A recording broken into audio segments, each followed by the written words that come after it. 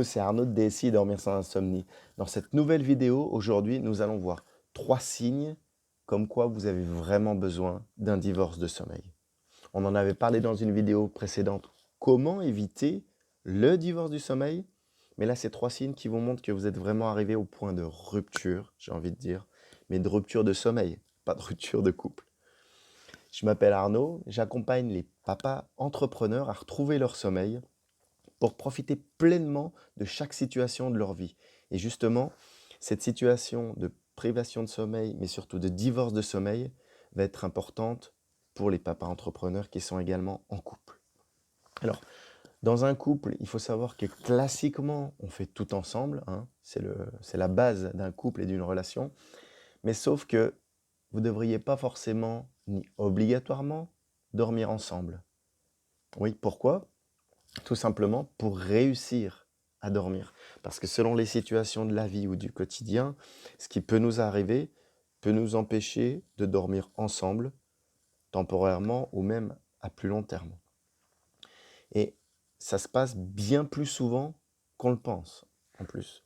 Il y a un sondage qui révèle que 40% de personnes, donc ce qui a été fait sur 100 personnes, que 40% des personnes préféraient ne pas partager leur lit avec leur moitié, automatiquement, parce qu'on en a parlé aussi dans les autres vidéos, il peut se produire des problèmes de ronflement, des problèmes d'horaire, il peut y avoir plein de facteurs qui empêchent d'avoir un sommeil correct.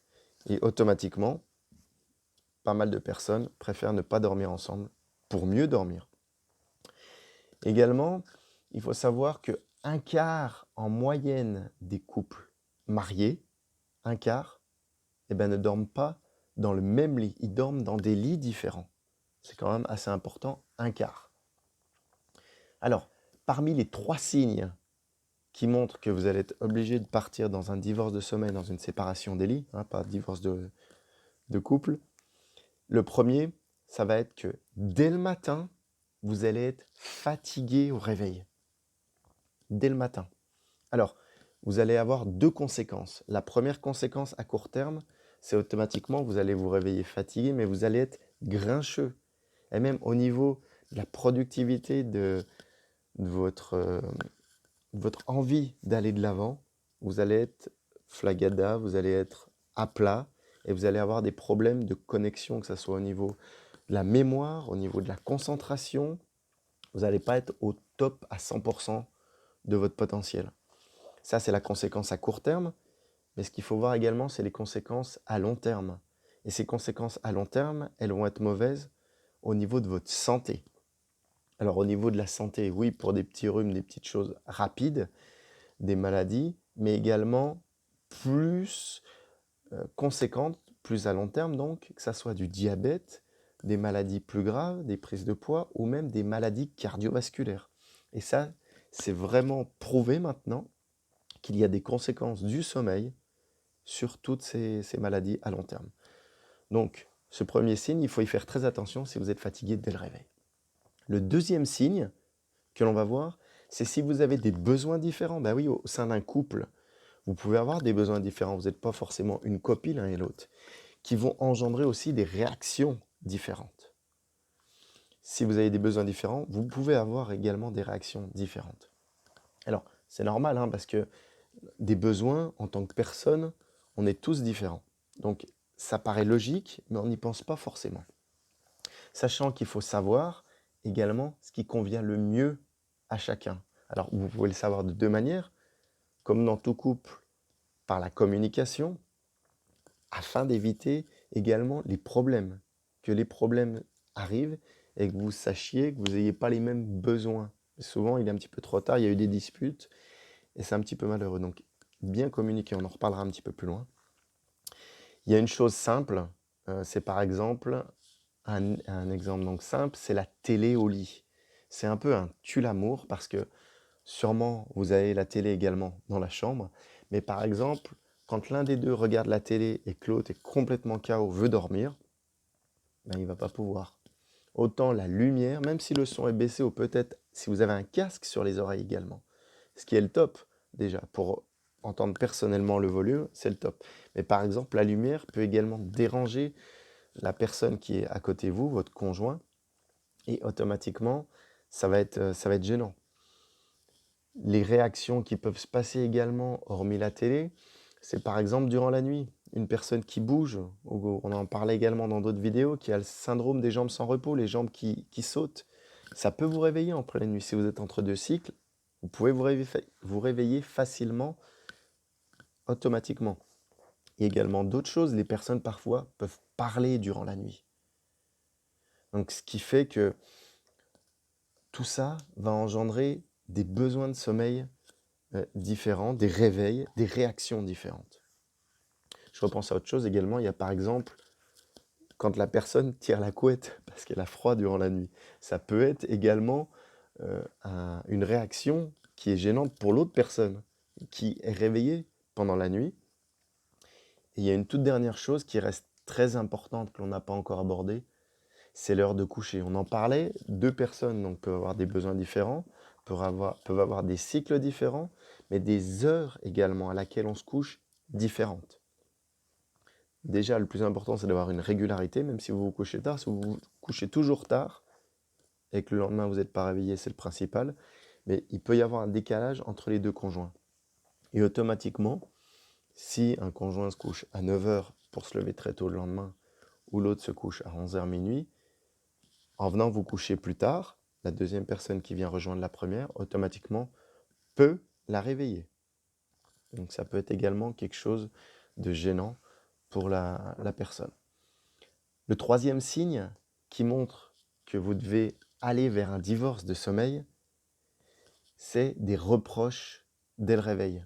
Si dès le matin vous vous réveillez et que vous commencez à vous disputer pour savoir qui a vraiment réveillé l'autre, non, c'est pas moi, c'est de ta faute, c'est toi qui tirais la couette, c'est toi qui bougeais, c'est toi qui faisais du bruit. Si vous êtes dans cet aspect négatif, c'est malsain aussi. C'est malsain pour commencer la journée, mais c'est malsain pour vous personnellement également. Et il y a autre chose, si ça se produit depuis plusieurs nuits, ça va encore plus vous agacer, encore plus vous mettre dans ce côté négatif. Donc il faut bien savoir quelque chose, c'est que si ça vous arrive, c'est pas un drame de partir sur un divorce du sommeil. Donc comme je disais tout à l'heure, quand je parle divorce du sommeil, c'est séparation des lits, hein, parce que ça ne veut pas forcément dire que vous êtes en rupture, que votre couple est en rupture ou que même votre relation est en danger.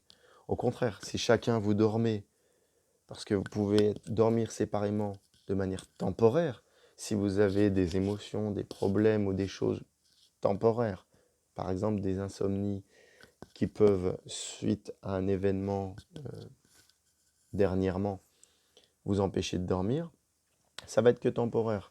Donc ça, il faut pas le voir comme quelque chose de négatif, ça peut être une passerelle pour mieux dormir et pouvoir peut-être même vous retrouver ensemble plus tard. Sachant qu'une bonne nuit, également, ça ne réglera pas vos problèmes émotionnels que vous avez eus avant de vous endormir. Par contre, une bonne nuit de sommeil, ça, c'est sûr et certain, ça va vous permettre automatiquement d'affronter et de mieux faire face à toutes les situations, autant difficiles ou les situations de stress que vous allez vous prendre dans la tête toute la journée, parce qu'automatiquement, une journée n'est jamais toute rose, toute bleue, vous allez avoir des impératifs ou des choses stressantes qui vont venir. Et si vous avez une bonne nuit de sommeil, là, vous allez pouvoir l'affronter dans de bonnes conditions. Et même, vous avez sûrement dû le remarquer, quand vous avez une bonne nuit de sommeil, vous ne voyez pas les choses avec le même œil. Donc il vaut mieux dormir séparément pour affronter toutes ces situations et se retrouver de manière positive le soir pour que votre couple fonctionne également mieux, enfin voire bien par rapport à ce côté positif. Alors, le lit séparé, il faut voir que si on fait cette méthode du divorce du sommeil des lits séparés, il faut le voir pour une raison.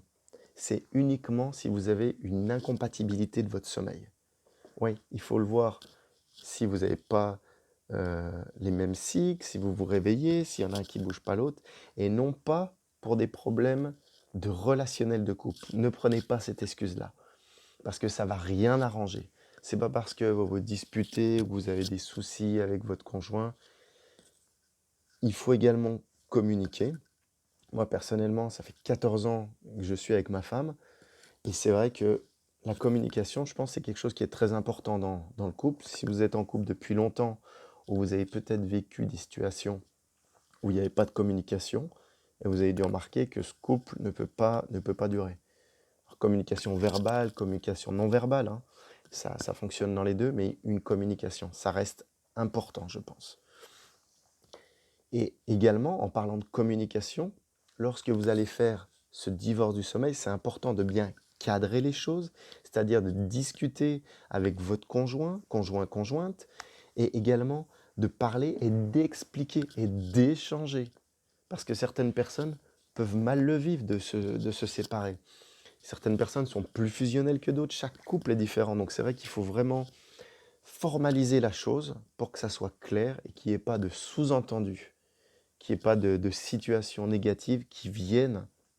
Parce qu'à la base, ce divorce de sommeil dont on parle, c'est pour améliorer votre sommeil. Ça n'a rien à voir dans la relation de votre couple. Et il y a même quelque chose d'important.